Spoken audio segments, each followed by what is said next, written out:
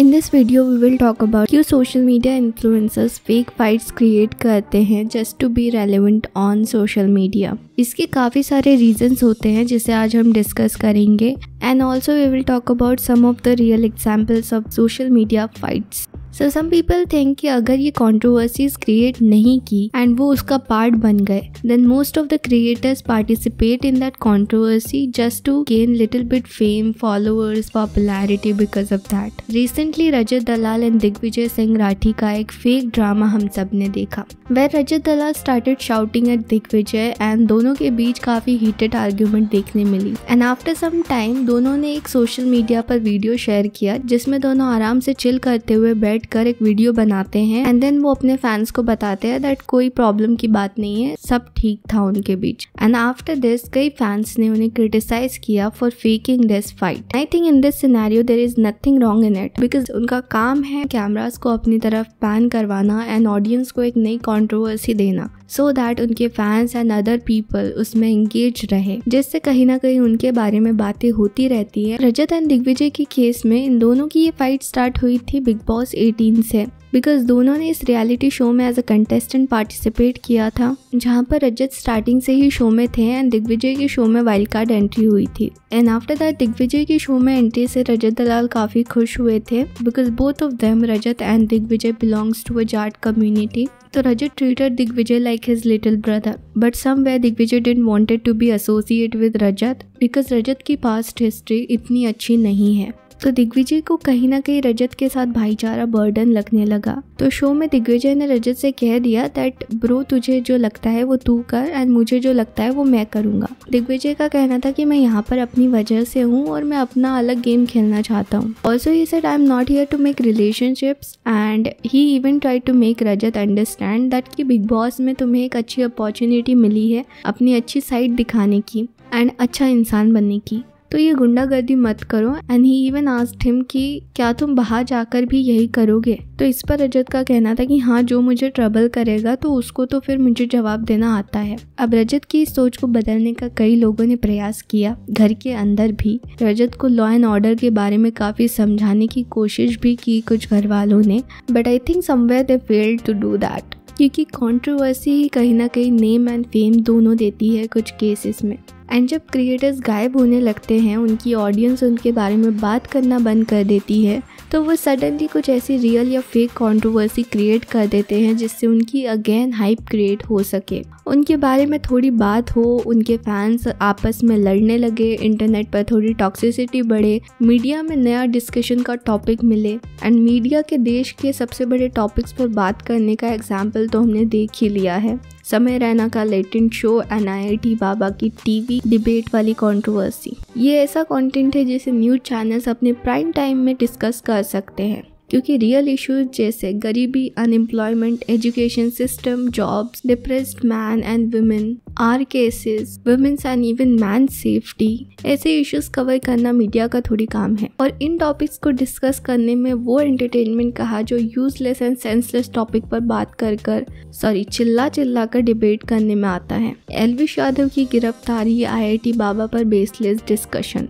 ये टॉपिक बहुत इंपॉर्टेंट होते हैं देश के लिए एंड ऐसे टॉपिक्स पर रील भी बहुत कटती है एंड न्यूज़ चैनल्स को पॉपुलैरिटी भी मिल जाती है। अब बात करें रजत दलाल की, तो रजत दलाल का कंटेंट ही गुंडागर्दी है and because of that he people know him which is sad but यही रियलिटी है। इवन दो रजत ने वेट लिफ्टिंग में देश के लिए कई मेडल्स भी लाए हैं, लेकिन उनकी एक अदर साइड भी है जिसे वो खुद भी जस्टिफाई नहीं कर सकते हैं। किसी को हरास करना, थ्रेटन करना, ऑनलाइन गुंडागर्दी करना किसी भी तरह से सही नहीं है। इवन ऐसे लोगों को माफ भी कर दिया जाता है जो अपनी गलतियों से सीखते हैं एंड फ्यूचर में ऐसी चीजें ना करें, बट जो लोग अपनी मिस्टेक से सीखते नहीं हैं एंड अगेन सेम चीजें करते हैं, आई थिंक उनके केसेस को बिल्कुल जस्टिफाई नहीं किया जा सकता है। बट फिर भी कई लोग और भी है जो ओपनली सोशल मीडिया पर रेलेवेंट रहने के लिए कुछ ना कुछ ऐसी ही चीजें करते रहते हैं। ये भी रजत दलाल की तरह ही लोगों को उनकी लोकेशन मांगते हैं, ऑनलाइन झगड़े करते हैं। एजाज खान को अपने रियलिटी शो बिग बॉस में देखा होगा, ये सीजन 7 में थे जिसमें गौहर खान, कुशाल टंडन, तनीषा मुखर्जी ये सब थे। तब भी एजाज अपनी इन्हीं चीज़ों के लिए जाने जाते थे। That time he was already married, even उनका एक बेटा भी था। बट स्टिल वो गौहर खान को डेट करना चाहते थे जो उनकी को कंटेस्टेंट थी। समवेयर इट्स फाइन बिकॉज उस वक्त एजाज खान का कहना था कि उनकी वाइफ उनसे सेपरेट रहती है एंड अब वो उनकी वाइफ के साथ नहीं है। बट उस वक्त गौहर खान एंड कुशाल टंडन रिलेशनशिप में थे एंड कहीं ना कहीं शो में उनका ये डिस्कस हो चुका था। बट स्टिल एजाज खान इस चीज़ की रिस्पेक्ट ना करते हुए कुशाल टंडन को थ्रेटन करने लगे एंड ये सब ड्रामा शो में चलता रहा। इसके साथ ही after Bigg Boss Ajaz Khan controversies में बने रहने के लिए खुद ही कंट्रोवर्सीज क्रिएट करने लगे। He frequently started sharing controversial post videos on social media to provoke people. इससे उन्हें मीडिया अटेंशन तो मिलता ही था बट वो सोशल मीडिया पर खुद को रेलेवेंट रखने में भी कामयाब हो जाते हैं। कुछ समय पहले ही उन्होंने यूट्यूबर कैरी मिनाटी को भी पकड़कर उनसे कैमरा पर सबके सामने माफ़ी मांगने बोला था बिकॉज उन्होंने अपने वीडियो में एजाज खान को रोस्ट कर दिया था। तो because of that in July 2024 Carry Minati को पब्लिकली उन्होंने अपोलोजाइज करने बोला एंड उनका वीडियो इंस्टाग्राम पर शेयर किया where Carry Minati was seen apologising and Carry said that the roast was intended as a joke and not to offend. नहीं होता ना बेटा, कोई ऐसा भी दिखता हमारे जैसा। कैरी है, कैरी मेरे को रोस्ट किया था, सॉरी बोल दे मेरे फैन लोग बस। लेकिन किसी को उनके पर्सनल स्पेस में जाकर वो वहाँ पर अपनी फैमिली फ्रेंड्स या किसी के भी साथ हो सकते हैं या अकेले आए हुए हो सकते हैं, वहाँ पर उन्हें पकड़कर माफ़ी मांगने बोलना किस हद तक सही है। बट अगेन इतने बड़े यूट्यूबर के साथ ऐसा होने पर एजाज खान को लाइमलाइट तो मिली ही। अब ऐसे ही एक कंट्रोवर्सी हुई थी बिटवीन एल्विश यादव एंड फुकरा इंसान। रियलिटी शो बिग बॉस से बाहर आने के बाद एल्विश यादव ने अभिषेक मल्हन के फुकरा इंसान पर एलिगेशन लगाया था दैट फुकरा इंसान ने उनके खिलाफ काफ़ी नेगेटिव पीआर करवाया है एंड आफ्टर बिग बॉस दोनों के बीच एंड इनके फैंडम्स के बीच ये ऑनलाइन वॉर काफ़ी वक्त तक चलती रही, जहां एल्विश ने अपने कई सारे व्लॉग्स बनाए अपने नेगेटिव पीआर पर बात करते हुए, वही फुकरा इंसान ने भी अपनी इंस्टा स्टोरीज एंड वीडियोस के थ्रू इस कंट्रोवर्सी में पार्टिसिपेट किया। इसके बाद दोनों के सपोर्टर्स ने इन्हें सपोर्ट किया एंड अदर पर्सन को ट्रोल किया बट देन दोनों ने फिर इसे कहीं ना कहीं सॉर्ट आउट कर लिया जब वो लोग टेम्पटेशन आइलैंड शो के शूट पर मिले एंड ऐसे इनके बीच में ये सब ठीक हो गया। आफ्टर दिस हुआ ये कि इस कंट्रोवर्सी की वजह से जो इन्होंने व्लॉग्स एंड अपने वीडियोस के थ्रू लोगों को एंगेज रखा, उससे कहीं ना कहीं ये लोग तो अफेक्ट नहीं हुए पर इनके फैंस इनसे ज़्यादा अफेक्ट हुए। अब after this Elvish Yadav and Maxton की कंट्रोवर्सी हो गई। मैक्सटन भी एक YouTuber and social media influencer है। जब एल्विश एंड फुकरा इंसान बिग बॉस OTT में थे तब मैक्सटन वो सपोर्टिंग फुकरा इंसान बिकॉज अकॉर्डिंग टू हिम वो दोनों फ्रेंड्स थे, तो इसी वजह से मैक्सटन ने एल्विश के अगेंस्ट कुछ ट्वीट किए थे एंड आफ्टर बिग बॉस भी मैक्सटन ने कुछ ट्वीट्स में एल्विश के फैंस को गवार एंड ऐसा कुछ बोल दिया था। इसके बाद एल्विश को काफ़ी गुस्सा आया एंड उन्होंने मैक्सटन से उनकी लोकेशन मांगी एंड मैक्सटन ने भी एल्विश को अपनी लोकेशन दी एंड मैक्सटन ने ट्विटर पर एंड इंस्टाग्राम पर अपनी ऑडियंस को जो कुछ भी हो रहा था उनके एंड एल्विश के बीच उसका अपडेट वो अपने सोशल मीडिया प्लेटफॉर्म्स पर दे रहे थे। फिर एल्विश एंड मैक्सटन का एक वीडियो वायरल हुआ जहाँ पर एल्विश मैक्सटन के पास पहुंचे अपने कुछ दोस्तों के साथ and he slapped him and he started fighting with Maxtern and after some time इनके बीच भी शांति समझौता हो गया एंड इन दोनों के फैंस भी इन चीज़ों में काफ़ी ज़्यादा इन्वॉल्व थे। सोशल मीडिया पर काफ़ी टॉक्सिसिटी हो चुकी थी बट देन मैक्सटन ने आकर कह दिया कि उनके बीच फुकरा इंसान को लेकर कुछ मिसअंडरस्टैंडिंग हो गई थी जो उन्होंने अब सॉर्ट आउट कर ली है एंड अभी एल्विश से उनको कोई प्रॉब्लम नहीं है। इवन एल्विश मैक्सटन के फैमिली मेम्बर्स से भी मिले थे एंड आफ्टर दैट सब कुछ सॉर्ट आउट हो गया। बट कुछ सेंसिबल ऑडियंस ने इस पूरी सिचुएशन को बहुत क्रिटिसाइज भी किया था बिकॉज ये एक ऐसी कैटेगरी वाली फाइट है जिसमें इन्फ्लुएंसर्स हाइप में रहने के लिए किसी का नाम अननेसेसरी अपनी कॉन्वर्सेशन में ड्रैग करते हैं, तो वही कुछ लोग उसे जवाब देने के नाम पर किसी को भी मारते हुए धमकी देते हुए सोशल मीडिया पर अपने वीडियो सर्कुलेट करते हैं just to show their fans की हाउ पावरफुल भैया इज। फिर चाहे भैया में अकेले किसी के सामने जाने की हिम्मत नहीं है बट एटलीस्ट उन्होंने इतने सारे लोगों की मदद से प्रोत्साहन से एक थप्पड़ तो मारा ना, वो इम्पॉर्टेंट है। आपको वो देखना चाहिए कि इससे हमें कितना कुछ सीखने मिला कि सोशल मीडिया पर कोई हमें पोक करे तो कुछ नहीं करना है, सीधा फ़ोन करके पहले तो हमें सामने वाले को धमकी देनी है, फिर उससे हमें उसकी लोकेशन मांगनी है एंड लोकेशन प्रॉपर होनी चाहिए। इनकेस उसने गलत लोकेशन सेंड कर दी तो जो 10-12 बेरोजगार लोग हम अपने साथ उसे मारने के लिए ले जा रहे हैं, उन्हें खाना पीना खर्चा पानी किस बात का देंगे हम। तो पहले तो मेक श्योर करें कि लोकेशन सही हो।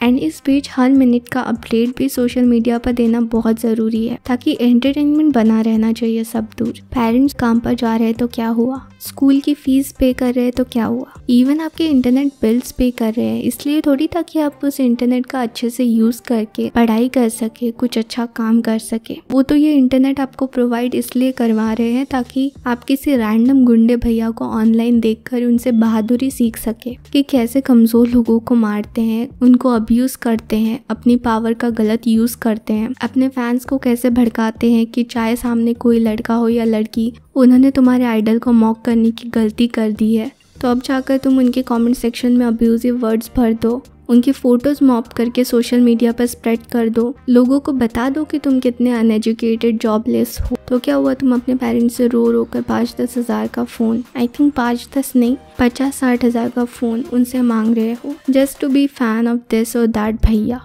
क्योंकि भैया को प्रोटेक्ट करने की जिम्मेदारी भी तो हम पर ही है ना। चाहे भैया आफ्टर कंट्रोवर्सी चिल कर रहे हो अपने एसी वाले रूम में बैठकर एंड वो अपने अच्छे खासे पैसे कमा रहे हो, क्योंकि हमें अपने फ्यूचर का थोड़ी देखना है, पढ़ाई थोड़ी करनी है या जॉब पर थोड़ी जाना है। तो बस अब हमें किश्तों पर लिए फ़ोन में टाइप करके लोगों को अब्यूज़ करना है, क्योंकि हमारा तो बस एक ही मकसद है, खुद को लोग चाहे दिन में 10 बार मुंह पर अब्यूज़ करके चले जा रहे हैं, पर भैया को किसी ने कुछ नहीं बोलना चाहिए। अब सोशल मीडिया फाइट्स की बात हो रही है तो एक वर्बल फाइट की भी बात होनी चाहिए। ऐसे ही सोशल मीडिया पर एक और फाइट काफ़ी चर्चित रही थी बिटवीन रफ्तार एंड एमिवे। इस फाइट में भी दोनों ही साइड के लोगों को काफ़ी फेम एंड पॉपुलैरिटी मिली थी, बिकॉज इस फाइट को ऑडियंस ने काफ़ी इंजॉय किया था। हालांकि इसमें किसी ने किसी को हार्म नहीं किया था, क्योंकि दोनों साइड के लोगों ने एक दूसरे पर डिस ट्रैक निकाले थे एंड रैपिंग के थ्रू फाइट की थी। एंड इस फाइट के बाद इंडिया में DHH का सीन ही बदल गया।